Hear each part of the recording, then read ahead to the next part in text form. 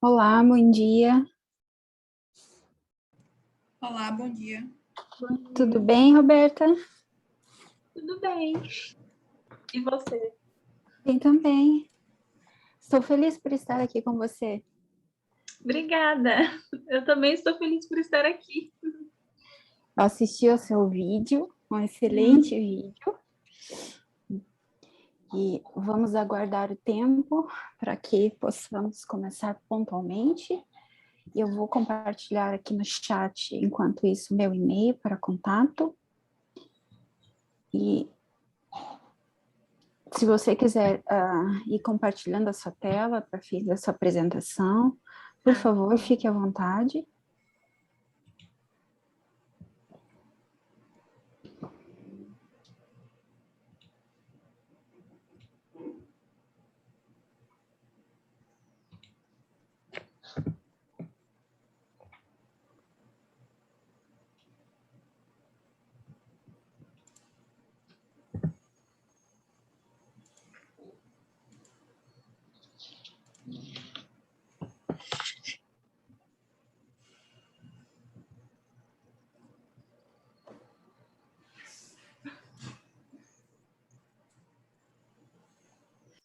Certo. 10, 15, 10. Então, bom dia a todos. É um prazer estar aqui com vocês. O meu nome é Ana Cláudia Afranatsky. Eu sou natural do Rio Grande do Sul, meu doutorado é em contabilidade e eu desenvolvo pesquisas na linha de contabilidade e controle gerencial. A minha pós-graduação, mestrado e doutorado foi na Universidade Federal do Paraná e a graduação em Ciências Contábeis foi na Universidade Federal do Rio Grande. Então, começamos a sessão de hoje com a apresentação do trabalho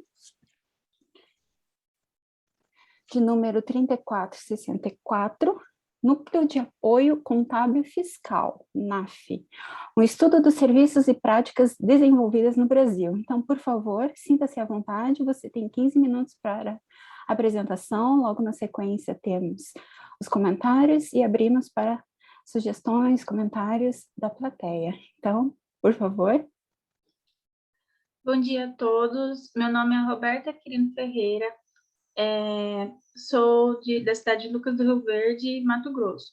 Meu trabalho é sobre o Núcleo de Apoio Contábil Fiscal, NAF, um estudo dos serviços e práticas desenvolvidas no Brasil, sob orientação da professora mestre Fabiane Kopic, da Universidade La Salle de Lucas do Rio Verde, e da professora mestre Amanda Pimentel Paes, da Universidade La Salle de Lucas do Rio Verde.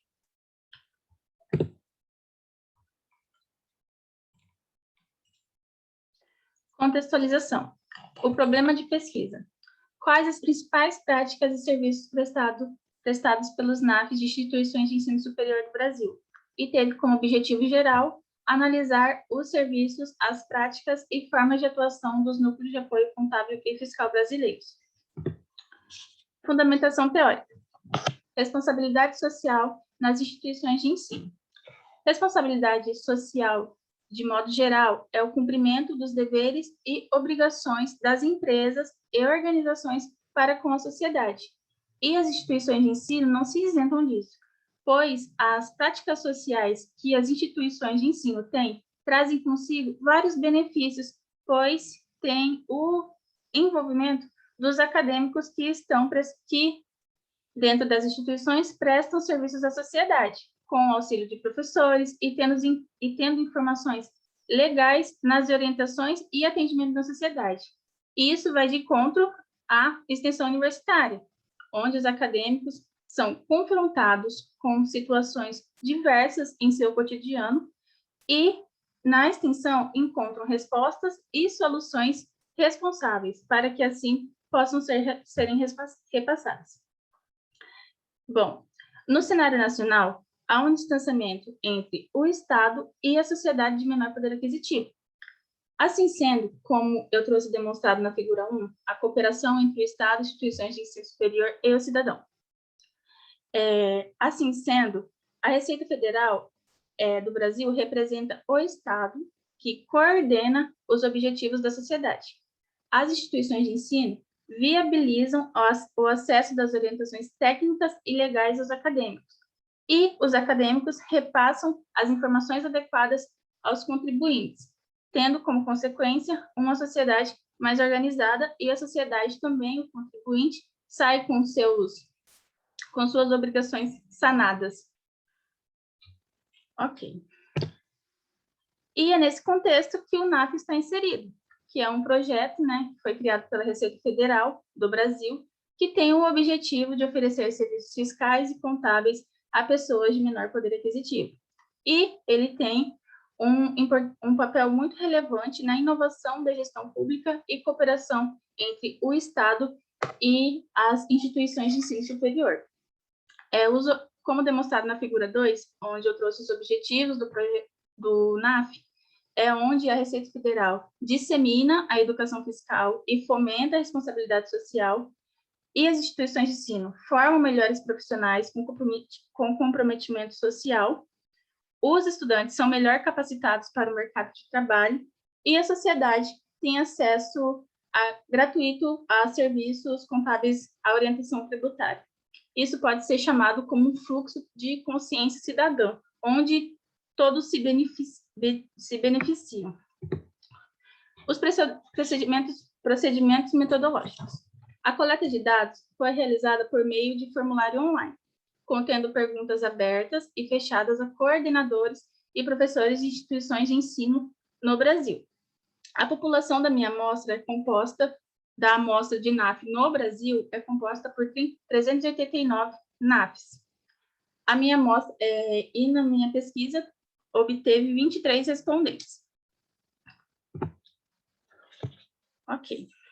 Considerando que os NAFs têm o propósito de prestar serviços gratuitos à sociedade, buscou-se caracterizar o fluxo de serviços desenvolvidos nos núcleos pesquisados.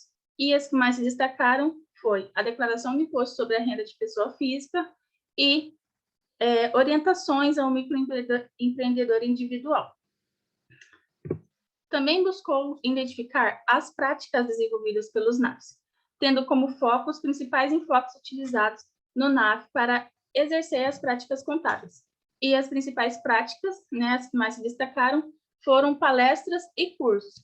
Mas, porém, mesmo sendo minoria, dá para perceber que os NAFs eles estão tentando aperfeiçoar, como, por exemplo, com a criação de conteúdo para a internet, em especial a rede social, o Instagram, onde, assim, para ficar mais próximo à sociedade, ter mais interatividade, entre outras coisas. E os principais enfoques dessas práticas realizadas está na declaração de imposto de renda pessoa física, microempreendedor individual, com a cidadania fiscal, educação financeira, campanha de destinação do IRPF para o FIA. Muito importante destacar essa parte, que nessa campanha a pessoa física, né, pode destinar uma parte do seu imposto devido para o Fundo da Infância e Adolescência. Formalização de empresas, terceiro setor, comércio exterior, auxílio em licitação e o profissional contábil. Questionou-se também sobre a motivação da implementação do núcleo de apoio fiscal e contábil nas instituições de ensino. E a análise dessa pergunta foi realizada por meio de uma nuvem de palavras, que serve para destacar com maior relevância as palavras que servem para destacar com maior relevância as palavras realizada por uma nuvem de palavras que serve para destacar as palavras com maior relevância nas respostas de professores e coordenadores.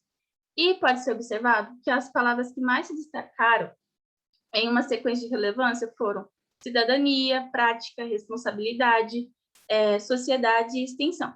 E todas essas palavras estão diretamente ligadas aos objetivos propostos pela Receita Federal com a implementação do NAF nas instituições de ensino superior.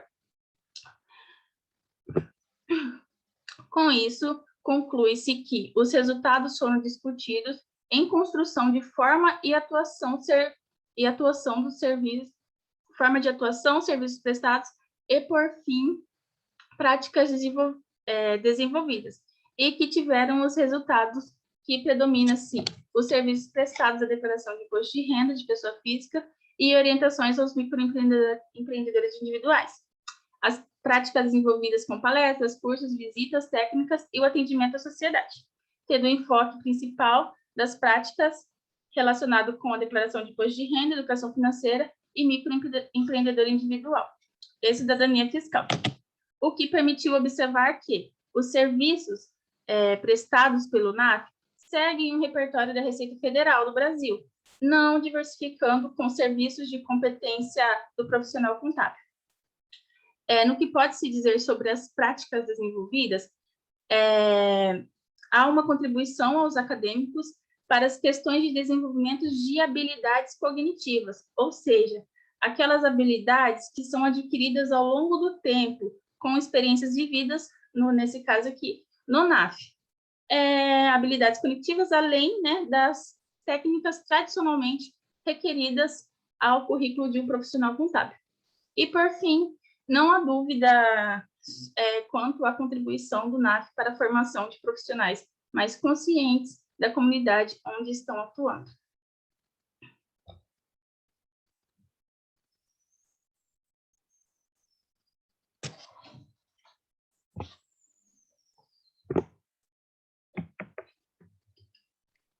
Certo? Certo. Parabéns pela apresentação. Obrigada. Parabéns, foi muito bem. Muito nervosa. Imagino, mas não fique. A intenção é que a gente contribua com o seu trabalho, que já está muito interessante, já tivemos bons frutos, não é mesmo? Sim, eu estou sabendo. Eu estava lá, eu assisti, fiquei torcendo por você. Quando apareceu, nossa, que coisa bem boa. Para os nossos colegas que estão aqui nos ouvindo, o trabalho de hoje ele foi premiado na noite de ontem, então é uma grande satisfação adicional para mim contribuir com um trabalho que reconhecidamente já está muito bom. Então, Roberta, eu fiz algumas considerações a respeito do seu trabalho, pensando numa potencial publicação. Então, obviamente, você, em conjunto com as demais autoras, farão uma análise sobre todos esses meus comentários e vão decidir, a partir disso, se mantém ou não. Eu coloquei algumas sugestões, mas, obviamente, vocês estão livres para decidir a respeito. Então, vamos lá. Eu gostaria de, primeiramente, destacar algumas questões, e essas são muito relevantes do meu ponto de vista em relação ao trabalho de vocês. Esse estudo, ele incita o saber da tríade ensino, pesquisa e extensão das instituições de ensino superior. Então, é provável que o seu principal mérito seja, de fato, estimular o pensamento sobre a organização curricular do curso de Ciências Contábeis, no contexto educacional do ensino superior. Então, esse é o principal mérito e é o principal destaque. A partir da leitura, nós leitores, somos quase que imediatamente motivados a pesquisar mais sobre o desenvolvimento curricular, então é um assunto muito interessante e é pertinente, dado que, enquanto comunidade, estamos evoluindo constantemente. Esse estudo ele desperta o interesse, consequentemente, sobre a formação da identidade profissional, que é um ponto que vocês, inclusive, destacam ao longo do texto, e de modo que, após essa leitura, a gente, de fato, se perde em textos. Eu, pelo menos, fiz várias leituras adicionais. Então, restabelecendo o nexo que o fez optar pelo curso de Ciências Contábeis. Durante esses apontamentos, essas leituras que fiz, eu me parei revendo várias questões com relação à minha própria formação, e isso é bastante pertinente, porque creio que outros mais, quando assim fizerem, pensarão a respeito da própria formação. Então, é possível compreender claramente uma progressão textual, dado que há uma organização interna dos argumentos do texto, é um ponto também muito positivo com relação ao texto de vocês. Há muita congruência entre o problema que foi formulado, qual seja, as principais, aqui peço licença para fazer a leitura integral dele, porque é bom retomar o problema para as considerações que colocarei a seguir. Quais as principais práticas e serviços prestados pelos núcleos de apoio contábil e fiscal de instituições de ensino superior no Brasil. E houve, de fato, uma resposta a esse problema. Então, também um outro ponto positivo, favorável, e é uma referência interessante no estudo de vocês para estudos futuros.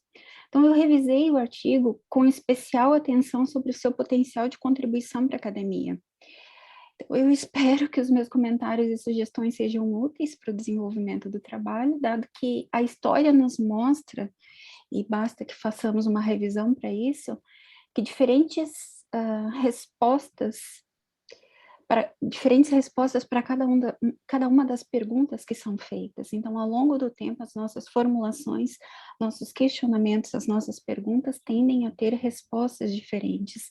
E é interessante também porque isso data do estágio evolutivo de uma dada área do conhecimento ou da própria sociedade como um todo. O trabalho está em boas condições, então precisa apenas de algumas revisões.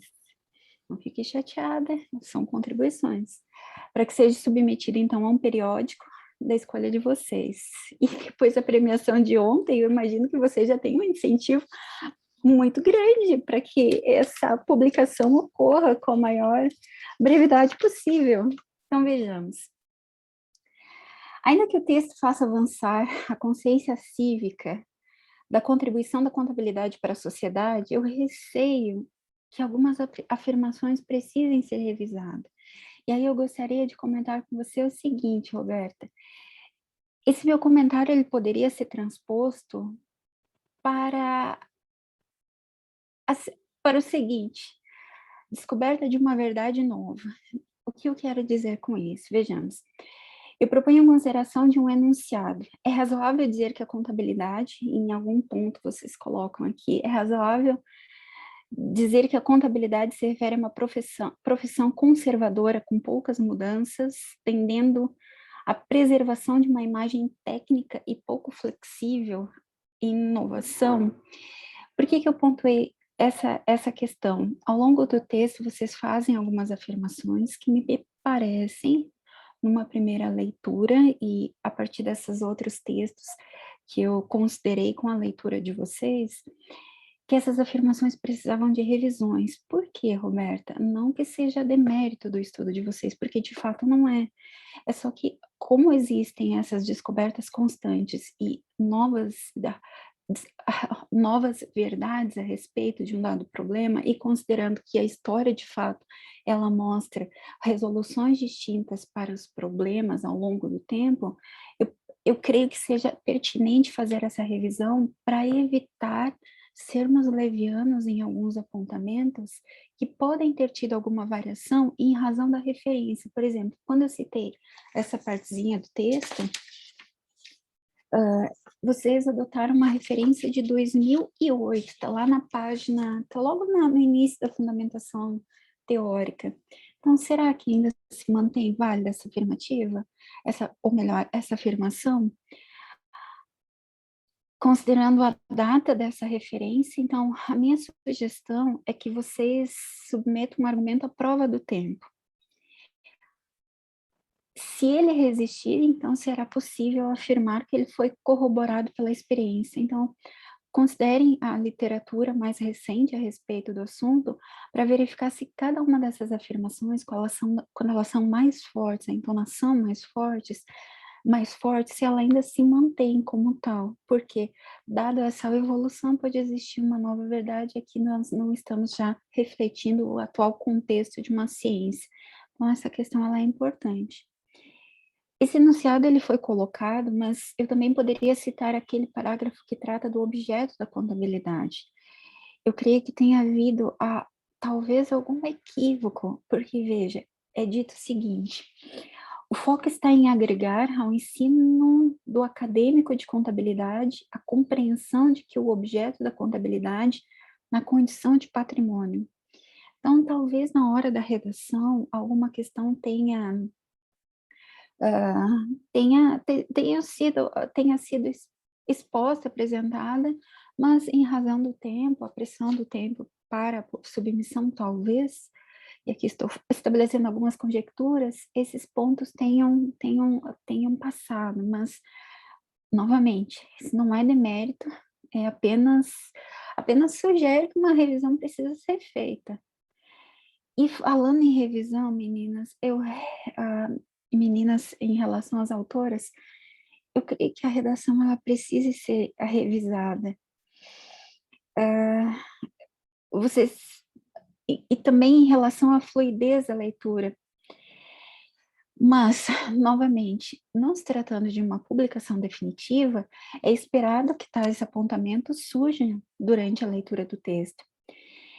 E eu também creio que seja pertinente apresentar evidências sobre o efeito da extensão na formação acadêmica do profissional da contabilidade, considerando que o trabalho de vocês contempla justamente uma atividade de extensão, tendo como pressuposto o efeito positivo da participação estudantil em tais atividades.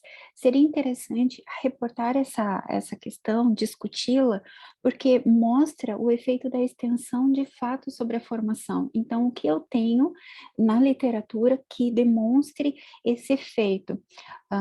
Em termos de relato pessoal, a minha formação acadêmica, ela foi pautada em várias participações em eventos, em projetos de extensão. E tal como eu, vários outros estudantes se beneficiam.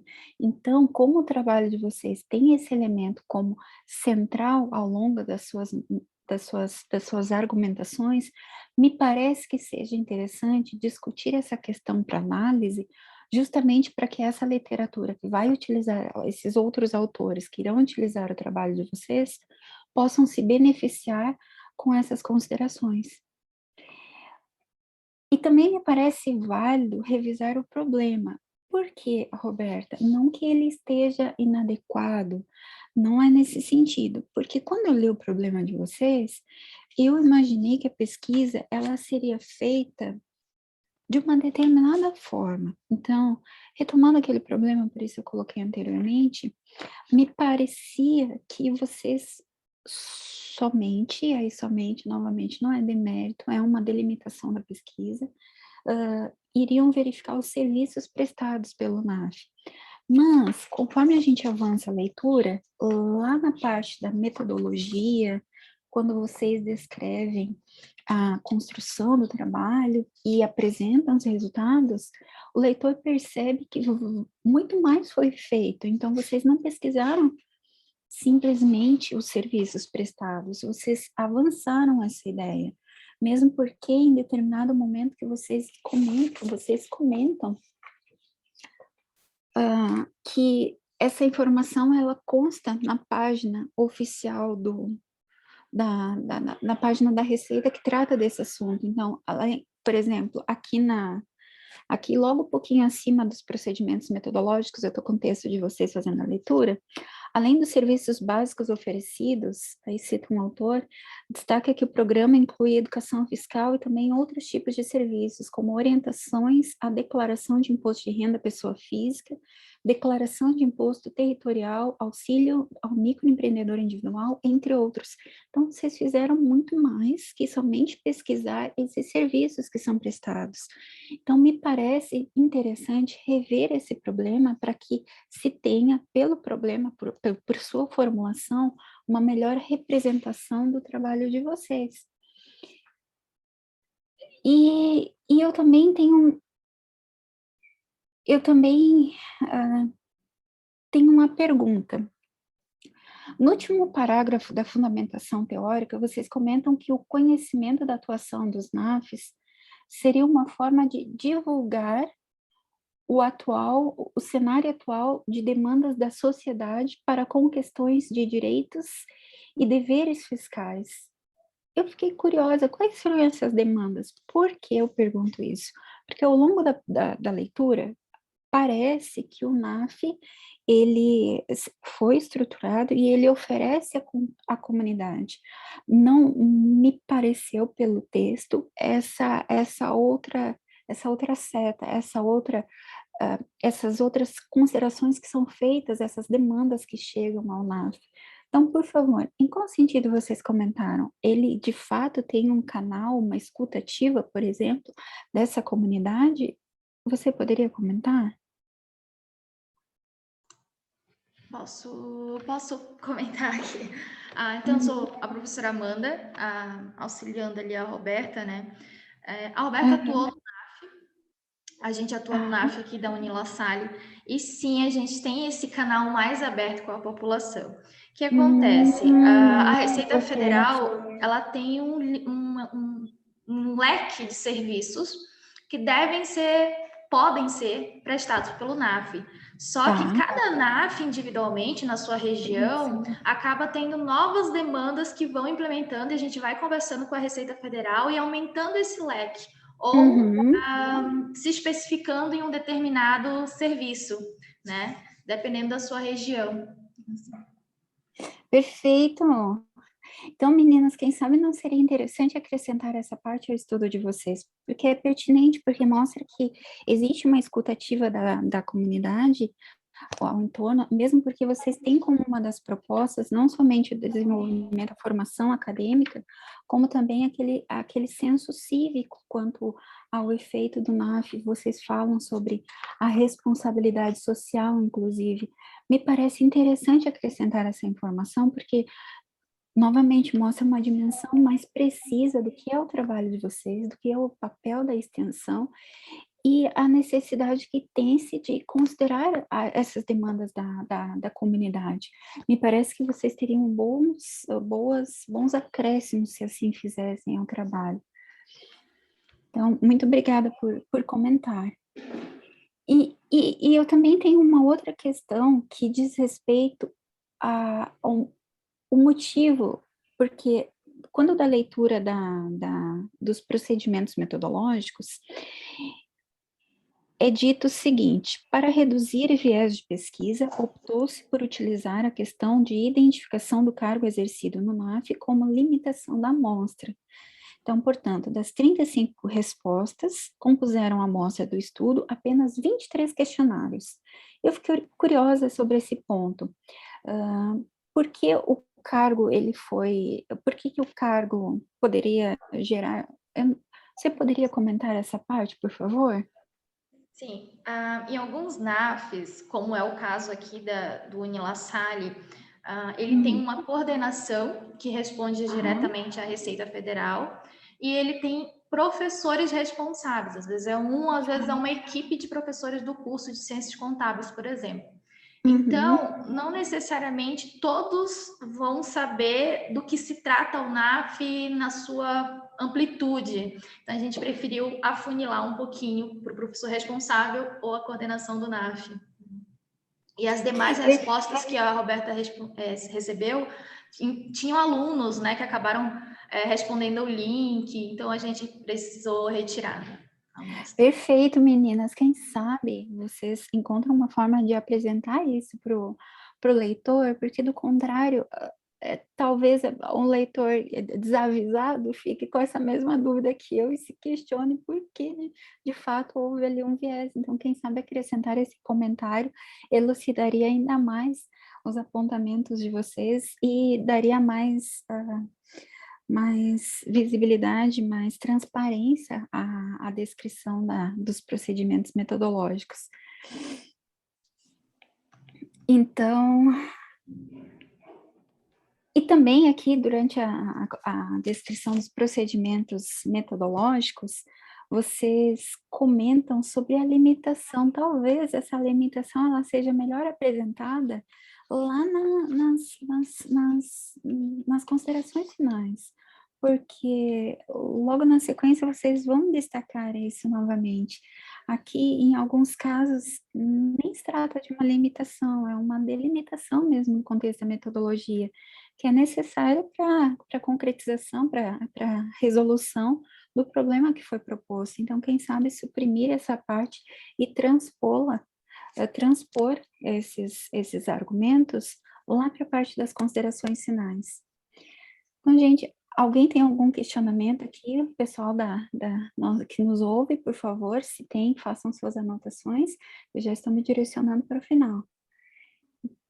E com relação à análise e discussão dos resultados, vocês foram muito perspicazes em sintetizar essa informação através da nuvem de nuvens de palavras. Eu achei muito interessante, ela elucida muito o trabalho de vocês, foi muito curioso,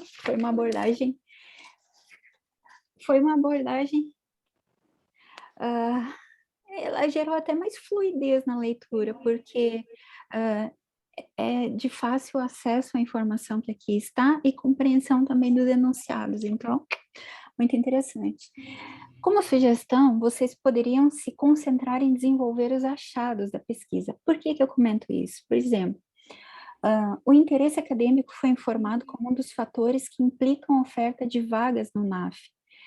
Então, seria interessante descrever o motivo. Lá, quando vocês vão fazendo esses apontamentos dos resultados, após as nuvens de palavras, o fazem, mas não aprofundam a questão, não descrevem. Então, talvez fosse interessante, e também aqui pensando na tríade de ensino, pesquisa e extensão, que o leitor melhor compreendesse esses achados, porque imagine se eu for um coordenador de um projeto de extensão, pode ser interessante ter ciência desses aspectos para estabelecer um novo projeto de extensão, para melhor tratar a extensão e mesmo contribuição nos NAFs, porque como vocês mesmos comentaram, e está escrito também, diz respeito ao âmbito nacional, a pesquisa de vocês. E vocês poderiam discutir principalmente o protagonismo acadêmico. Me parece que, ao fazê-lo, vocês vão fazer avançar a literatura. E, afinal de contas, também seria interessante considerar, como pontuado no texto, quanto do protagonismo acadêmico é permitido no projeto NAF e quanto dele está sendo destinado a questões exclusivamente fiscais. Esse é um apontamento que vocês fazem no interior do corpo do texto e que é feito, mas não se tem uma discussão. Então, talvez essa discussão conceitual, talvez não conceitual, mas com base na literatura, com outros achados, seja também pertinente para melhor compreensão do trabalho e para que se possa, de fato, avançar a literatura. Então, meninas, considerando o tempo, muito obrigada. Eu adorei ler o estudo de vocês e eu espero vê-lo em breve publicado numa revista científica. Muito obrigada. Pessoal que nos ouve, tem alguma consideração a fazer para as meninas?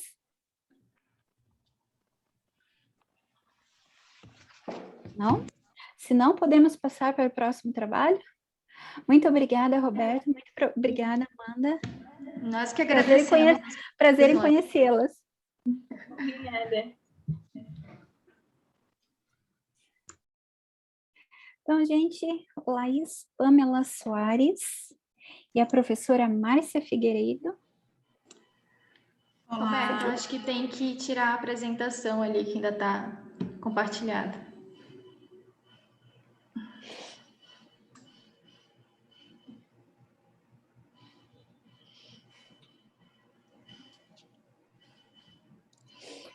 Certo? Certinho. Eita, você quer quer compartilhar a sua tela? Pronto, eu vou compartilhar. Perfeito.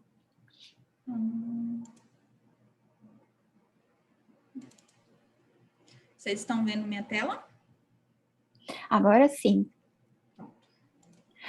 Você tem, Laís, 15 minutos para apresentação. Eu vou colocar o meu microfone no mudo e converso com vocês mais na sequência. Até daqui a pouquinho. Tá bom. Bom dia, pessoal. Meu tema é Desempenho Contábil Financeiro dos Bancos Digitais Brasileiros, um estudo sobre o enfoque da análise envoltória de dados. Foi desenvolvido por mim, Laís, e pela professora Márcia Figueiredo. Esse é um projeto oriundo do meu TCC, eu me formei agora em janeiro, então a gente decidiu transformar em um artigo, e aqui estamos. Bem, as mudanças tecnológicas, elas têm propiciado o surgimento de novos mercados, né, novos segmentos no mercado, como é o caso das fintechs, que utilizam a tecnologia para oferecer serviços financeiros. Então, são essas empresas responsáveis pela expansão dos ditos bancos digitais, que são aqueles bancos que só oferecem serviços na modalidade digitais.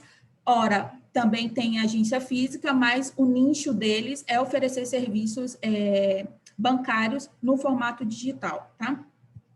Dessa forma, esses bancos, eles buscam investir em tecnologia a fim de oferecer aos seus clientes agilidade nas transações, em contrapartida ao decréscimo dos seus custos e erros operacionais, tá? Portanto, a nossa pesquisa, ela visa responder ao seguinte questionamento: qual o desempenho e a eficiência de bancos digitais com ações negociadas na Bolsa de Valores no triênio de 2017 a 2019? Para responder essa pergunta e atingir o nosso objetivo geral, a gente utilizou de ferramentas, uma ferramenta conhecida como análise envoltória de dados e, aliada a ela, utilizamos indicadores financeiros de desempenho econômicos tradicionais da contabilidade, tá? Bom, antes de entender como a nossa pesquisa foi feita, precisamos definir o que é a análise envoltória de dados, porque, a primeiro momento, é um nome estranho, né, para as pessoas. Apesar de ter bastante estudo utilizando essa ferramenta. Não apenas com bancos tradicionais, mas com outros setores também, tá? A gente consegue utilizar esse tipo de ferramenta. A DEA, ou a análise envoltória de dados, é uma modelagem ou um método de mensuração de eficiência que utiliza a programação linear para calcular, através de inputs e outputs, ou variáveis de entrada e saída, o índice de eficiência de um determinado grupo de empresas, de organização. A literatura chama esse grupo de DMUs. No nosso caso, nós aliamos a esse método o cálculo de índices financeiros para verificar a eficiência dos bancos digitais. As nossas estratégias metodológicas, elas foram divididas em etapas. Primeiro, a gente precisava entender o que era bancos digitais e selecionar uma amostra de bancos digitais. Entendido essa parte, selecionamos 12 bancos, que são bancos digitais brasileiros. Contudo, para que fizesse parte da nossa amostra, precisava seguir determinados critérios a fim de atingir a homogeneidade dos dados. Então, estabelecemos critérios para a seleção da amostra, que é ser banco digital múltiplo, de controle privado, com território nacional e que possuíssem as demonstrações financeiras no Banco Central nos anos de 2017, 2018 e 2019. Para complementar, eu digo que essas demonstrações e essas informações, quando se trata de banco, elas são de conhecimento público. Então, qualquer pessoa pode ir no Banco Central e ter acesso a esse tipo de informação, tá? Todas as informações pertinentes no âmbito contábil, banco patrimonial, demonstrações de resultado, fluxo de caixa, tudo você consegue encontrar nessa plataforma da Bacen, que foi o nosso caso. A gente retirou de lá todos os dados para a nossa pesquisa. É importante que esse conjunto de amostra ele seja homogêneo, para que não inviabilize o cálculo de eficiência. Então, desses 12 bancos que nós selecionamos, apenas 4 tiveram os critérios atendidos para fazer parte da amostra. Esses 4 são o Original, o Sofisa, o Inter e o Moldau, tá? Mas lá, como é que a gente faz esse cálculo de índice de eficiência? O cálculo de índice de eficiência através da análise envoltória de dados, ela utiliza da programação linear. Então, dado o tempo que nós tínhamos, não poderíamos desenvolver manualmente esse cálculo. Então, a gente se apoiou na tecnologia e utilizou um sistema integrado de apoio à decisão chamado CIAD. Se eu não estou enganada, esse sistema ele foi desenvolvido pela Universidade do Estado do Rio de Janeiro.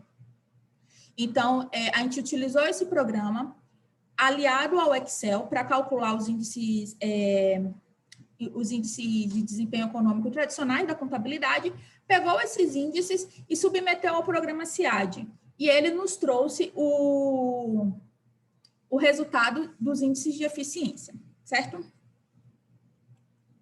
Pronto, como eu havia dito anteriormente, o DEA, ele usa variáveis de input e outputs. Então, são variáveis de entrada e variáveis de saída, em que você alimenta esse sistema para que ele nos reporte um determinado resultado. No nosso caso, baseado em estudos anteriores na área, selecionamos 4 variáveis. Essas variáveis, elas foram escolhidas sempre na visão, na expectativa de atender o objetivo que os bancos têm. Os objetivos de uma instituição bancária sempre será a minimização dos custos com a maximização dos seus resultados. Então, não teria sentido escolher variáveis que não trouxessem essa finalidade. Então, escolhemos 4 variáveis, 2 de output e 2 de input. As 2 de saída, são as 2, o output são índice de eficiência operacional e custo operacional. Essas variáveis, elas se encaixam em quanto menor, melhor, ou seja, quanto menor o custo, melhor para a instituição, né? Tem a finalidade de minimizar os custos. E as variáveis de outputs, elas representam a maximização dos recursos, né? Então, foram escolhidas também 2, que é retorno médio de operações de crédito e retorno sobre patrimônio líquido. E elas se enquadram quanto melhor, melhor. Essas variáveis, elas foram escolhidas com base no estudo de Oliveira Macedo e Corrá e Souza Mendonça e Benedito Carvalho, de 2017. Pronto. Feito isso, a gente escolheu as nossas variáveis, selecionou a amostra, submetemos o cálculo, pegamos as demonstrações todas e fizemos os cálculos dos indicadores tradicionais financeiros, que são esses representados aqui na tela. Eu quero destacar que existem dois momentos, um em 2017 e um em 2019, em que o RPL de 2 instituições financeiras, eles apresentam um resultado negativo.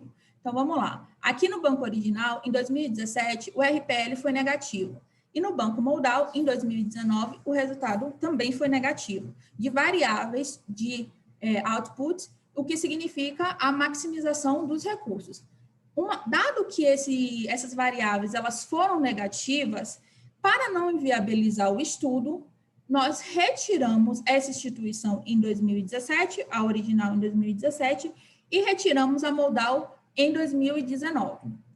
É claro que precisamos entender o que aconteceu para que essas variáveis de RPL apresentassem um retorno negativo.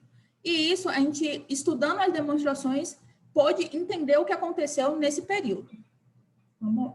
Vocês vão entender mais à frente. Pronto. O DEA, como eu disse, ele funciona através de programação linear e ele traz como resultado um índice. Esse índice varia de 0 a 100%. Para a análise envoltória de dados, somente é eficiente aquela instituição que apresentar um índice igual a 100%. Ah, Laís, mas eu apresentei um índice de 99,9%. Não é eficiente para o caso do DEA. Para análise envoltória de dados, ele não é eficiente.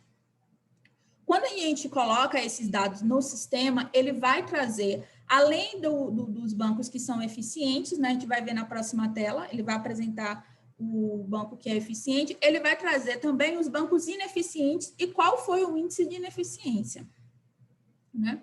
Na próxima tela, a gente vai ver quais foram os bancos da amostra que foram ineficientes e quais foram eficientes.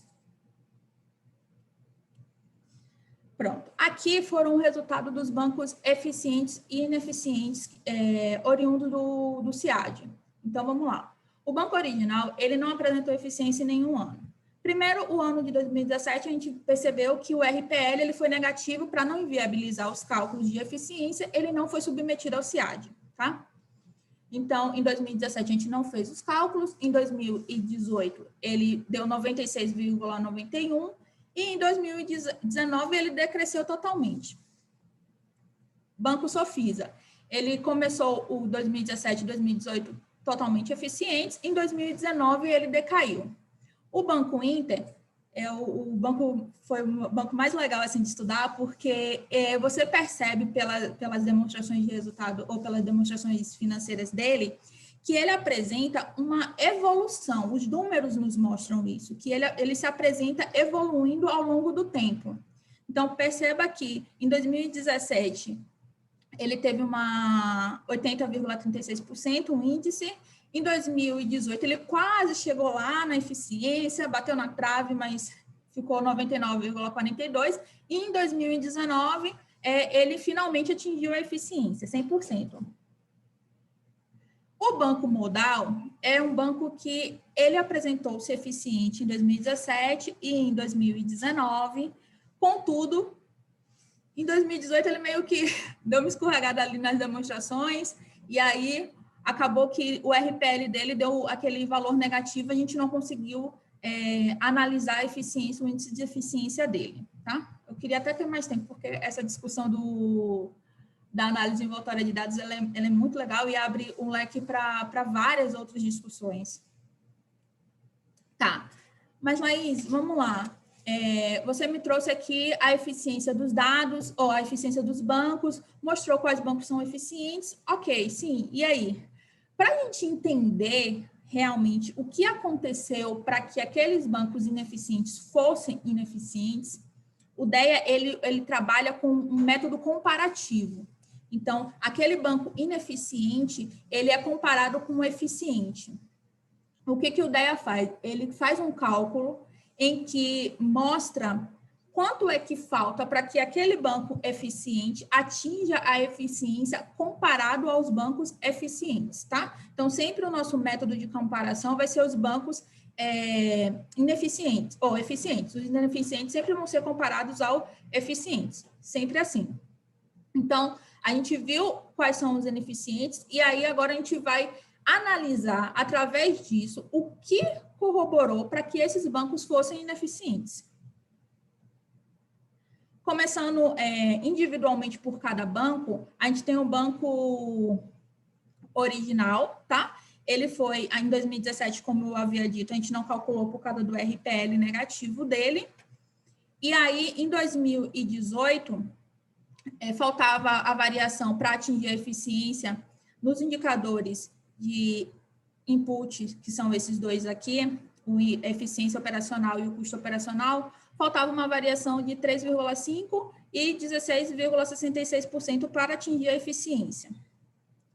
Isso significa que o banco original, e vocês podem até ver isso em 2019, que também trouxe a mesma problemática aqui nas mesmas variáveis, significa que ele não teve possivelmente ele não teve uma gestão eficaz dos seus custos, o que corroborou para que ele não fosse eficiente. Nas demonstrações, você pode perceber isso, que realmente as despesas dele, o controle de despesas dele,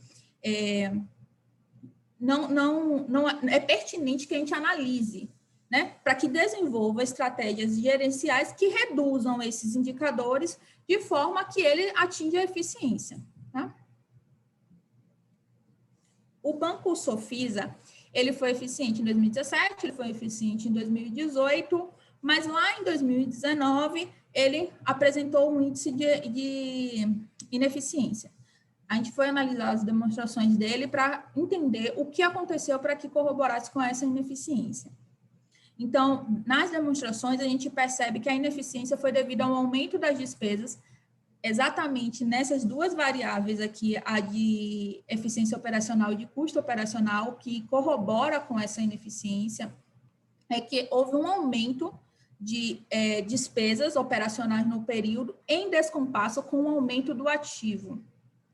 Então, o que aconteceu aqui foi que houve tanto um aumento das despesas como um aumento do ativo, que não foi o suficiente para que ela atingisse a eficiência, ainda que as duas variáveis de maximização de recursos atingissem a eficiência, não foi o suficiente para ela, tá? O Banco Inter, como eu falei, foi um banco muito legal assim, de estudar, porque a gente viu nas demonstrações contábeis dele que houve realmente um desenvolvimento de estratégia gerencial para que ele atingisse uma eficiência, para que ele realmente chegasse ao seu objetivo mesmo, né? Então, no caso, em 2017 e em 2018, você pode perceber que os índices de custo dele, de minimização de custo, ainda estão em menos 19,75 e 28. Quando a gente vai para 2019, há uma redução entre um e outro, para que em 2019 ele atinja realmente a eficiência. Isso corrobora com a nossa análise, em que houve realmente um controle de despesa aliado com o crescimento do ativo dele, e isso está demonstrado lá nas demonstrações contábeis dele, tá? O que contribuiu, possivelmente, para que ele atingisse a eficiência em 2019. Por fim, a gente teve aqui o modal, que, como dito anteriormente, ele foi eficiente em 2 anos, em 2017 e em 2019, mas em 2018 aconteceu alguma coisa ali no meio que ele não conseguiu atingir a ineficiência e o RPL dele foi negativo. E aí a gente foi analisar as demonstrações dele novamente, porque os números, eles vão nos dizer o que realmente aconteceu, né? Para que corroborasse com a ineficiência dele naquele determinado período. Então, analisando as demonstrações desse período, a gente percebeu que, em 2018, houve um aumento das despesas, em contrapartida, uma diminuição das receitas. E isso colaborou com que o RPL dele fosse negativo, por isso a gente não submeteu a análise de eficiência em 2018. Bom, os resultados dessa pesquisa, eles nos permitem analisar o desempenho econômico de um novo segmento no mercado, os bancos digital, né? Nova sensação do momento, com uma ferramenta de mensuração que é a DEA, Análise Envoltória de dados, de forma a contribuir para identificar os gastos em excesso e a obtenção de receitas que não são suficientes para manter a lucratividade do negócio, a atratividade do negócio para os investidores, né? O que impacta diretamente nos indicadores financeiros. Essa análise, ela vai permitir que os gestores, eles busquem estratégias gerenciais e corretivas que apoiem o processo decisório, a tomada de decisão e melhorem a ineficiência empresarial, tá? Quando isso ocorrer. Além disso, para estudos futuros, a gente sugere a comparação, né, entre bancos digitais e bancos tradicionais. Então, a gente pode casar isso e verificar qual é o segmento que sai eficiente. Incluir outro ano, o ano de 2020, porque teve a questão da Covid-19, então seria interessante analisar as demonstrações desse período, verificar se a Covid impactou na receita, nos custos dessas instituições e fazer um comparativo. E é isso, a gente finaliza por aqui. Acho que eu falei muito, mas enfim. Parabéns, Laís, você foi muito desenvolta na sua apresentação. Ah, obrigada, estou nervosa. Você fala muito bem, imagina se não estivesse nervosa. Não deu para perceber. Eu gostaria de destacar alguns apontamentos que eu fiz ao longo do trabalho, na tentativa de contribuir para que o trabalho de vocês seja publicado. E começo dizendo que eu gostei muito do texto de vocês. Vocês abordaram com desenvoltura o contexto dos bancos digitais brasileiros, desempenhando um papel importante no desenvolvimento da literatura, porque é sabido por pesquisas e revisões que esse tema ele é presente, mas não tão discutido, a ponto de nos fazer melhor compreender esses bancos digitais. Então, vocês estão de parabéns por desenvolver o artigo com essas instituições.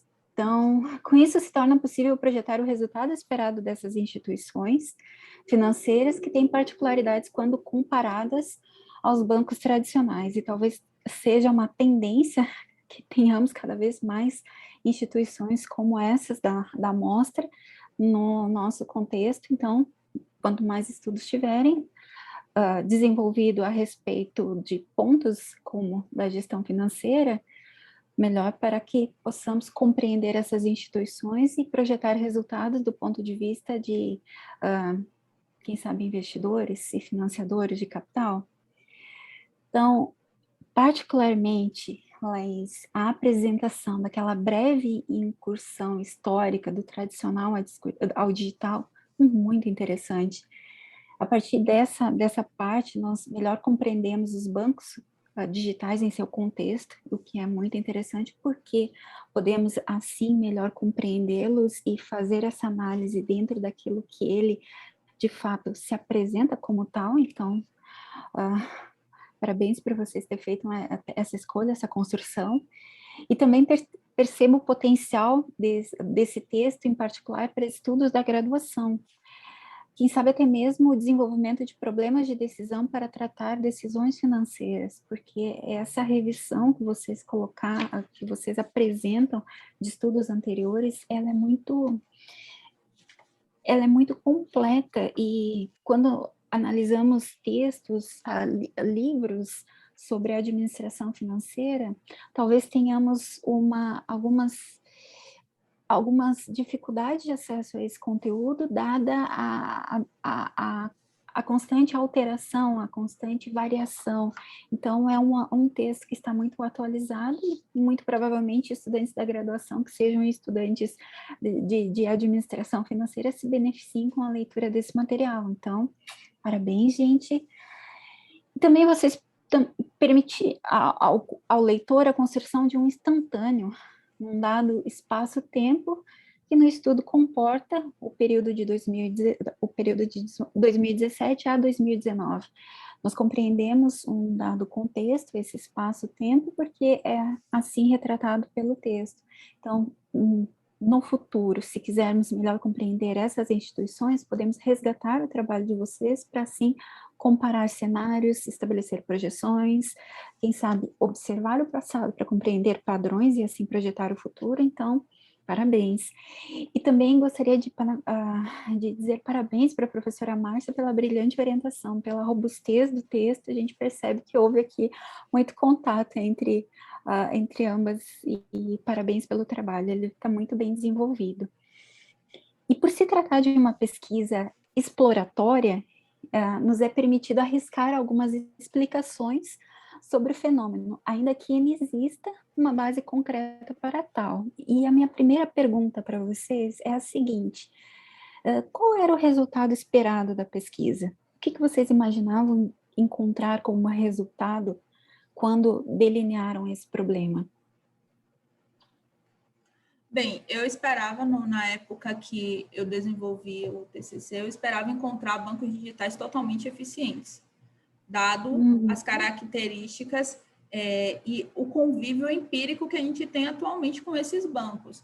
Além disso, eu esperava também encontrar outros bancos digitais nesta amostra, mas com o estudo foi permitido nós entendermos o que é realmente um banco digital, quais são as características de um banco digital e por que outras instituições de pagamentos não se encaixariam dentro desta amostra. Então, primeiro eu esperava encontrar vários outros bancos e depois esperava encontrar bancos digitais totalmente eficientes, dada a nossa experiência empírica. Certo, totalmente experientes, porque imaginava-se que eles fossem por causa dessa agilidade, praticidade. Isso. É nesse sentido? Isso. Certo. E eu também gostaria que vocês comentassem a adoção do modelo CCR, porque eu conferi o estudo de Oliveira, Macedo e Conrado de 2011 e fiquei com algumas dúvidas.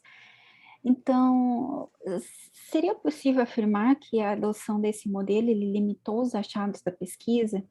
Porque esse estudo referenciado, no contexto, nas considerações, os autores comentam que em estudos futuros seria interessante a expansão da base de dados, no sentido de contemplar variáveis de natureza diversa, além de contábil financeiras, de modo que se fosse possível tratar quantitativamente a sugestão dos autores.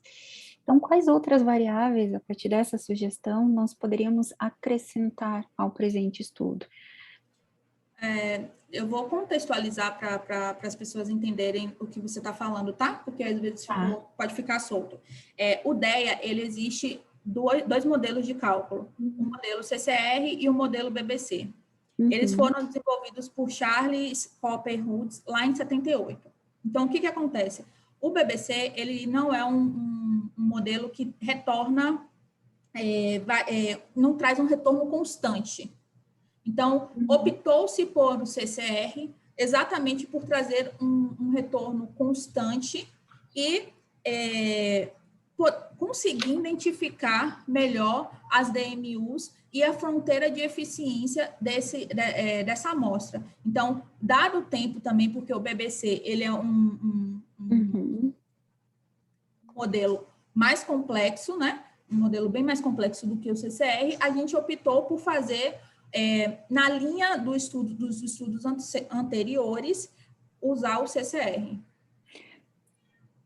Certo, compreendi. Quem sabe seja interessante acrescentar esse comentário lá na metodologia, porque no quarto parágrafo, vocês comentam sobre o modelo, sobre que ele está em consonância com essas referências, que é o estudo de 2011 e o estudo de 2017, mas talvez complementando esse argumento, o leitor melhor compreenda, e até mesmo para aqueles que queiram replicar a estratégia de abordagem da pesquisa, a metodologia como um todo, possam se beneficiar dessa inserção de informações. Também é possível perceber que a tônica da análise dos resultados foi para além de analisar o desempenho dos bancos digitais, informar como esses poderiam melhorar seu desempenho. Existe um esforço significativo não apenas no sentido de aprender a realidade, mas também de explicá-la, e eu percebi que vocês tiveram esse esforço, encontraram respostas para esse desempenho quando não alcançava, quando os bancos não alcançavam o desempenho esperado. Então, nesse sentido, em qual medida a escassez de informações limitou a derivação da experiência para conjecturar as causas da ineficiência, bem como considerar as alternativas para melhorar o desempenho? Eu percebi a existência de um número diminuto de explicações para o desempenho do segundo banco, e aí eu fiquei com essa dúvida, para encontrar informações que explicassem esse resultado alcançado pelos bancos. Vocês não tinham acesso? A gente teve um pouco de dificuldade para entender as demonstrações, para ter acesso às outras demonstrações dele, né? Entender como essa ineficiência foi causada. Porque quando a gente vai lá no Bacen, a gente encontra números e planilhas. Então, a gente se deleitou sobre o Bacen, obviamente, e foi no RI de cada banco. RI, para quem não sabe, são as relações com investidores. Então, todos esses bancos, eles colocam lá na sua página de RI as informações, o que é que causa determinados números demonstrados nas demonstrações contábeis. E o Sofisa, a gente teve uma certa dificuldade para encontrar essas explicações, não foi totalmente completa, por isso que foi bem reduzido. Certo, compreendi. Então, dado o tempo, eu agradeço. Opa, professora? Sim, eu só queria complementar a Laís e também a sua fala, porque, na verdade, foi um desafio o desenvolvimento desse trabalho, especialmente em função da escassa literatura científica sobre a temática. É uma temática ainda muito nova, mas muito interessante, né? E a Laís, como vocês presenciaram, ela se debruçou a estudar essa temática e fez com muito afinco. E no momento da transformação, né, do TCC para o artigo, como a gente tem sempre que atender, né, aquela questão, eu falo muito hoje sobre o pentágono que o professor Fresati colocou, que a gente tem que, na verdade, justificar os resultados e tentar trazer literaturas científicas, mas para bancos digitais ainda não existem literatura, né, que faça esse apanhado empírico. Tem alguns trabalhos apenas bibliométricos, que trazem apenas uma revisão de literatura, e você comparar resultados de bancos tradicionais com bancos digitais foi um pouco complicado. Então, nós optamos em buscar informações disponibilizadas pelas demonstrações, pelo conjunto das demonstrações contábeis, e as informações administrativas, né, que tem no relatório geral de cada empresa. Então, tem algumas que já têm um formato mais completo. Então, alguns bancos puderam ser... os resultados de alguns bancos puderam ser mais enfatizados, enquanto que outros não. Mas nós esperamos que isso seja uma oportunidade para pesquisas futuras, não só a nossa, que, claro, a partir daqui nós vamos tentar identificar e como melhorar o trabalho dentro da perspectiva das suas contribuições, das contribuições dos outros avaliadores, né? E a ideia realmente é a gente tentar publicar e, quem sabe, lá na frente, mas até o final do ano, a gente consiga uma literatura mais científica para fundamentar esses bancos que ainda não estão tão bem fundamentados. E também, oportunamente, já estou finalizando, gostaria de parabenizar a Laís, uma aluna muito exemplar, é uma aluna de graduação, gostaria de enfatizar isso, o trabalho dela foi um trabalho, ela buscou realmente entender o DEA, então quando você fez a pergunta do DEA, eu deixei ela responder, porque realmente ela foi responsável por todo o processo metodológico, e eu fico muito feliz em estar aqui hoje junto com ela, apresentando esse trabalho, que realmente é merecido pelo esforço, pela dedicação e por toda a sede de trilhar esse caminho acadêmico-científico que a Laís tem. Então, muito obrigada a todos que também participaram da sessão. Professora, muito obrigada pela mediação. E assim finalizamos a nossa apresentação. Obrigada. Muito obrigada, foi um prazer conhecê-las, parabéns, Laís, e até o nosso próximo encontro. Tchau, tchau, gente. Tchauzinho. Tchau, Boa apresentação para obrigado. todos. Laís? Oi. Laís? Abra Oi. sua tela para a gente tirar uma foto. Eu acho que eu abri a minha tela, mas a minha tela... Você está me vendo? Você me Estou te vê? vendo. Vejo, sim. Olha só. Ah, porque eu estava na tela da apresentação e eu queria tirar uma fotinha. Pronto, Mas a peraí. tela da apresentação não aparece você. Ah, deixa eu sair da tela da apresentação. Deixa eu... Não, eu queria com a tela da apresentação, porque a gente tirava junto, mas não tem jeito. Vamos tirar uma assim? Tá. Deixa eu... Pera ainda. Tá.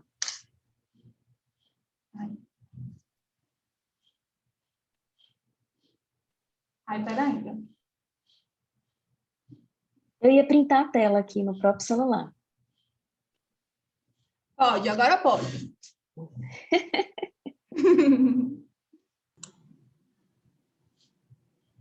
Vixe, eu fiquei enorme, eu nem tô gorda assim. Peraí, vou de novo, viu? Peraí. Tá. Peraí, deixa eu me ajeitar. Vixe, eu acho que é o ângulo agora melhorou, é o ângulo do celular. Vamos lá.